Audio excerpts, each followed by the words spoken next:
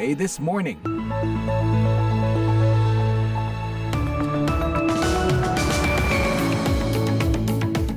Dari ibu kota Amerika, Washington DC. Hey, apa kabar? Selamat pagi. VOA This Morning kembali hadir untuk Anda pagi ini, Kamis 21 Maret 2024. Bertepatan 10 Ramadan di Indonesia. Selamat berpuasa bagi Anda yang menjalani. Sudah sepertiga bulan suci kita lalui. Selamat menikmati kebersamaan dalam salat-salat berjemaah atau berbuka puasa. Dan bergembira ya bersama keluarga, teman, kenalan. Biasanya banyak tuh yang berkenalan dengan orang yang ada di sisi kiri atau kanan ketika sedang tarawih. VOA This Morning menemani Anda memulai hari dan akan menyampaikan beragam laporan. Antara lain, Komisi Pemilihan Umum mengumumkan Prabowo Gibran pemenang Pilpres 2024. Pemilihan umum yang telah kita laksanakan diakui oleh dunia yang disampaikan kepada saya.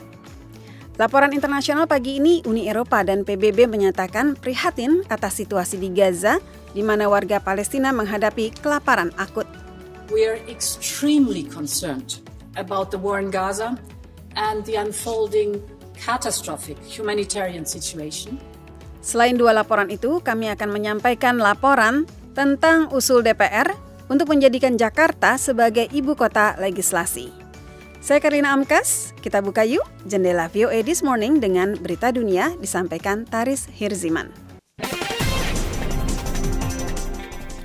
Selamat pagi pendengar, pemimpin negara-negara Uni Eropa akan menggelar pertemuan di Brussels, Belgia hari Kamis. Di tengah meningkatnya desakan kepada Eropa untuk meningkatkan belanja pertahanan dan industrinya secara drastis. Pertemuan ini digelar menyusul posisi Rusia yang semakin kuat di Ukraina, serta kekhawatiran yang meningkat bahwa Moskow tidak akan berhenti meski telah memenangkan perang. Sejumlah isu lain juga akan dibahas dalam pertemuan tingkat tinggi yang berlangsung selama 2 hari ini, termasuk perang di Gaza, masa depan anggota-anggota Uni Eropa, dan imigrasi. Tetapi persoalan Ukraina dan meningkatkan pertahanan blok itu menjadi agenda utama. Pertemuan ini dilatar belakangi oleh penilaian Presiden Dewan Eropa, Charles Michel, yang mendesak negara-negara anggota Uni Eropa untuk beralih ke mode ekonomi perang, seiring meningkatnya anggapan bahwa Eropa harus bertindak sendiri, setidaknya untuk saat ini, karena bantuan miliaran dolar dari Amerika Serikat untuk Ukraina masih tertahan di Kongres. Sebuah perahu kayu yang mengangkut puluhan pengungsi Muslim Rohingya terbalik di lepas pantai Aceh hari Rabu. Perahu para pengungsi yang sedang berlayar ke arah timur itu terdorong oleh ombak yang kuat dan mengalami kebocoran di sekitar 11 km lepas pantai Kuala Bubon, Provinsi Aceh. Menurut salah seorang warga kepada kantor berita AFP, para pengungsi segera berpegangan pada badan perahu itu begitu berbalik. Nelayan setempat lalu menyelamatkan 6 orang dari perahu, tetapi para penyintas mengatakan bahwa ada pengungsi lainnya yang terbawa arus. Belum ada korban jiwa yang telah dikonfirmasi. Ke-6 orang yang selamat terdiri atas 4 perempuan dan 2 laki-laki. Mereka kini berada di tempat penampungan sementara. Menurut UNHCR, sejak pertengahan November lalu hingga Januari tahun ini, 1.752 pengungsi Rohingya tiba di Provinsi Aceh dan Sumatera Utara.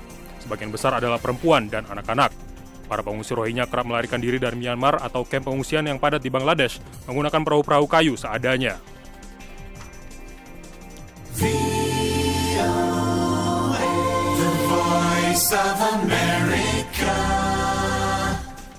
Otoritas di Kharkiv, Ukraina melaporkan bahwa serangan rudal Rusia di sebuah area industri pada hari Rabu menewaskan 3 orang dan melukai 5 orang lainnya.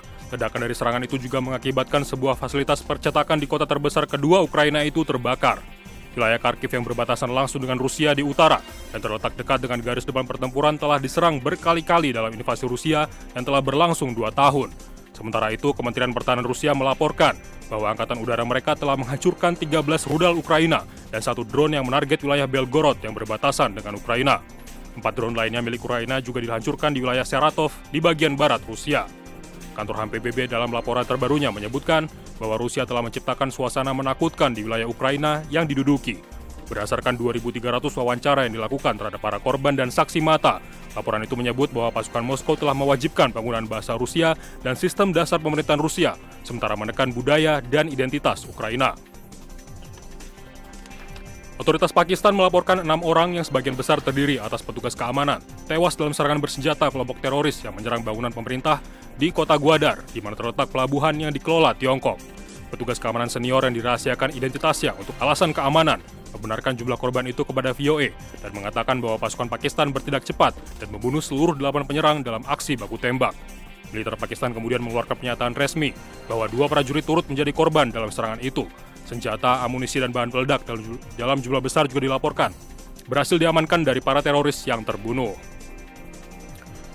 Komisi Pemilihan Umum Rabu malam mengumumkan hasil rekapitulasi nasional pemilihan presiden yang menunjukkan pasangan Prabowo Subianto, Gibran Rakabuming Raka sebagai pemenang, mengalahkan 2 pasangan calon presiden dan calon wakil presiden lainnya, yaitu Anies Baswedan, Muhaimin Iskandar, dan Ganjar Pranowo, Mahfud MD. Ketua KPU Hasyim Asyari mengatakan, pasangan Prabowo Gibran yang didukung oleh Partai Gerindra, Partai Golkar, dan Partai Amanat Nasional memperoleh lebih dari 96 juta suara atau 58,58% dari total suara sah yang masuk. Pengumuman itu disampaikan Rabu malam setelah KPU menyelesaikan seluruh rekapitulasi suara di 38 provinsi dan 130 PPLN. KPU juga menyatakan bahwa PDI Perjuangan merupakan partai yang meraih suara terbanyak, yaitu lebih dari 25 juta suara atau 16,7% dari total suara sah. Ada 8 partai yang meraih suara terbanyak dalam pemilu 2024, yaitu PDI Perjuangan, Partai Golkar, Partai Gerindra, Partai Keadilan Sejahtera, Partai Nasdem, Partai Kebangkitan Bangsa, Partai Amanat Nasional, dan Partai Demokrat. Partai politik yang meraih suara kurang dari ambang batas 4% suara nasional tidak mendapat kursi di parlemen. Di antaranya, Partai Persatuan Pembangunan dan Partai Solidaritas Indonesia. Badan Kemanusiaan PBB hari Rabu melaporkan sebanyak hampir 18 juta orang kini menghadapi krisis pangan akibat perang sipil di Sudan yang terus berlangsung selama hampir 1 tahun. Puluhan ribu anak diantaranya bahkan beresiko meninggal dunia akibat malnutrisi. Direktur Operasional dan Advokasi UN OCHA, Edem Osorno, menyebut laporan salah satu lembaga donor bahwa sekitar 222 ribu anak beresiko mengalami itu dalam beberapa minggu dan beberapa bulan ke depan, khususnya di wilayah dengan intensitas konflik yang tinggi. Badan-badan bantuan kemanusiaan mengatakan bahwa mereka menginginkan pertempuran di Sudan dihentikan, pendanaan yang lebih banyak, serta akses yang aman dan tidak terbatas ke semua komunitas yang membutuhkan untuk mencegah krisis yang lebih besar.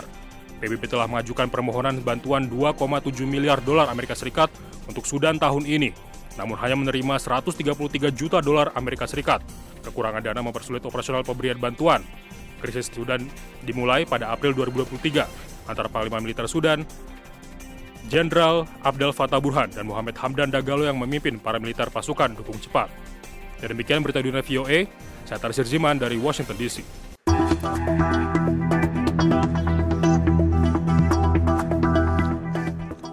VOA This Morning dari Berita Dunia, kini kita beralih ke Jakarta.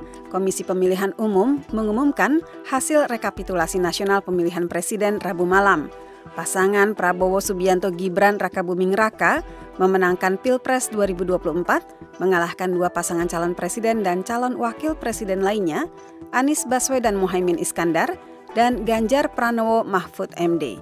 Seorang pengamat menilai kemenangan itu tidak menyenangkan.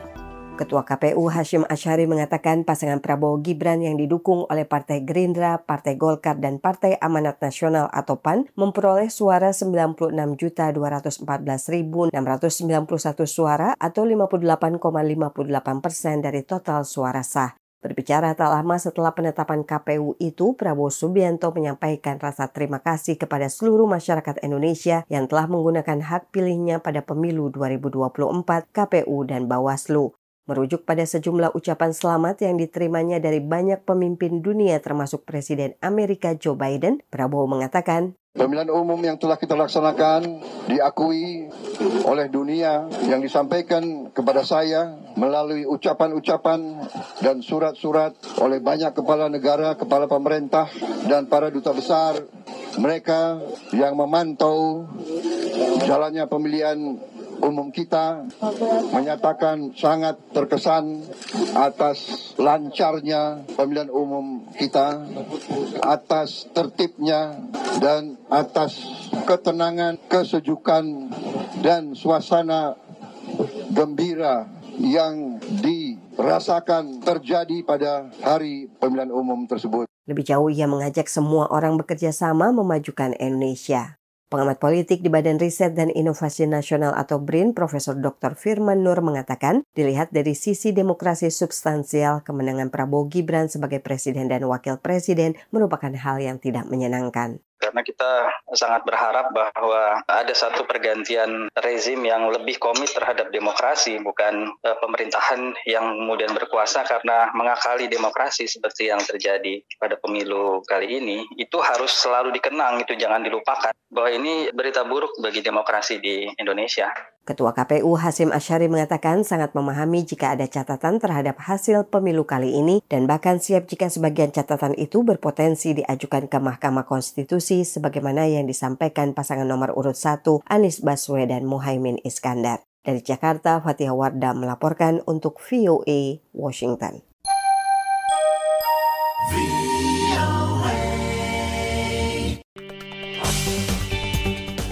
VOA This Morning kita beralih ke Brussels, Belgia untuk laporan kedua pagi ini. Presiden Komisi Eropa Ursula von der Leyen dan Sekretaris Jenderal PBB Antonio Guterres mendesak Israel agar membuka akses bantuan kemanusiaan ke Gaza. Seruan disampaikan atas keprihatinan mereka akan kelaparan akut yang mengancam orang-orang Palestina di sana.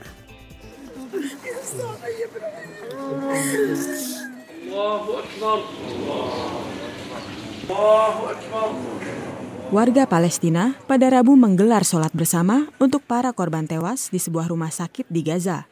Harapan mereka akan adanya gencatan senjata dalam perang itu telah pupus. Salah seorang perempuan Palestina, ibu dari Muhammad Salim, mengatakan putranya tewas ketika hendak mendapatkan bantuan kemanusiaan untuk warga lainnya.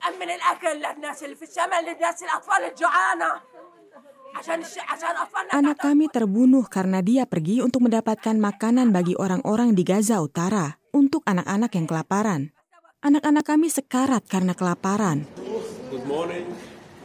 Di Brussels, markas besar Uni Eropa, Presiden Komisi Eropa Ursula von der Leyen dan Sekretaris Jenderal PBB Antonio Guterres pada hari yang sama mendesak Israel agar mengizinkan lebih banyak bantuan kemanusiaan masuk ke Gaza, di mana PBB menyatakan lebih dari separuh warga menghadapi kelaparan akut. Von der Leyen mengatakan, "We are extremely concerned about the war in Gaza and the unfolding." Kami sangat prihatin atas perang di Gaza dan bencana kemanusiaan yang sedang terjadi. Gaza tengah menghadapi bencana kelaparan. Ini tidak bisa diterima. Penting untuk segera mencapai kesepakatan gencatan senjata yang akan membebaskan para sandera dan memungkinkan lebih banyak bantuan masuk ke Gaza. Hampir semua warga Gaza kesulitan memperoleh cukup makanan. Setengah populasi di sana, sebanyak 1,1 juta orang, diperkirakan akan mengalami kelaparan akut dalam beberapa minggu ke depan. Menurut laporan klasifikasi tahap ketahanan pangan terpadu, sebuah lembaga pemantau krisis kelaparan di dunia. Guterres mengatakan, kita harus bertindak sekarang sebelum terlambat. Saya mengimbau otoritas Israel untuk memastikan terbukanya jalur bantuan kemanusiaan tanpa kendala di seluruh Gaza. Terlepas dari desakan Uni Eropa dan PBB, pada Rabu, Perdana Menteri Israel Benjamin Netanyahu menyatakan dalam pidatonya yang disiarkan televisi bahwa Israel tengah mempersiapkan rencana invasi ke Rafah, kota di jalur Gaza Selatan. Namun persiapan itu akan memakan waktu, katanya. Netanyahu mengatakan, perlu kalian ketahui bahwa saya telah menyetujui rencana operasi pasukan pertahanan Israel dan kami juga akan segera menyetujui rencana untuk mengevakuasi warga sipil dari zona perang. Pada Selasa, Netanyahu menolak seruan Presiden Amerika Serikat Joe Biden untuk membatalkan rencana serangan darat Israel ke Rafah, kota yang menampung lebih dari setengah dari 2,3 juta warga Palestina. Washington mengatakan bahwa serangan darat di Rafah adalah sebuah kesalahan dan akan membahayakan warga sipil di sana. Tim VOA melaporkan.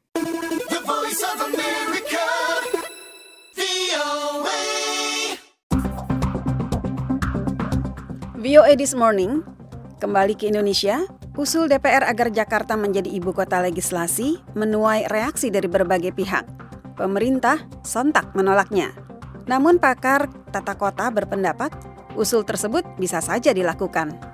Wakil Ketua Badan Legislasi DPR RI, Ahmad Baidowi, mengusulkan untuk menjadikan Jakarta sebagai ibu kota legislasi. Usulan tersebut muncul dalam rapat kerja antara pemerintah dengan DPR ketika membahas rancangan Undang-Undang Daerah Khusus Jakarta atau RUU DKJ, khususnya tentang Daftar Inventaris Masalah atau DIM, merujuk pada kekhususan DKJ. Baidowi mempertanyakan kemungkinan untuk menambah makna kekhususan itu. Bisa nggak misalkan di DKJ itu termasuk juga kekhususan menjadi ibu kota legislasi parlemen? Sekalian aja untuk legislatifnya di DKJ supaya kekhususan DKJ biar tambah juga bahwa menjadi ibu kota parlemen atau ibu kota legislasi. Meski pusat kegiatan tetap berada di daerah khusus Jakarta, tambahnya aktivitas para wakil rakyat ini sewaktu-waktu masih bisa dilakukan di ibu kota Nusantara atau IKN yang terletak di Penajam Pasir Utara, Kalimantan Timur. Pemerintah yang diwakili oleh Sekretaris Jenderal Kementerian Dalam Negeri, Suhadjar Diantoro, secara langsung menolak usulan tersebut. Pemerintah ujarnya menginginkan semua pihak terkait berkedudukan penuh di IKN meskipun pemindahannya dilakukan secara bertahap. Tentunya dengan tetap menghormati pendapat kawan-kawan, namun izinkan pemerintah berbeda pendapat dalam hal ini. Menurut pemerintah, jangan biarkan kami saja di sana. Kita tetap harus bersama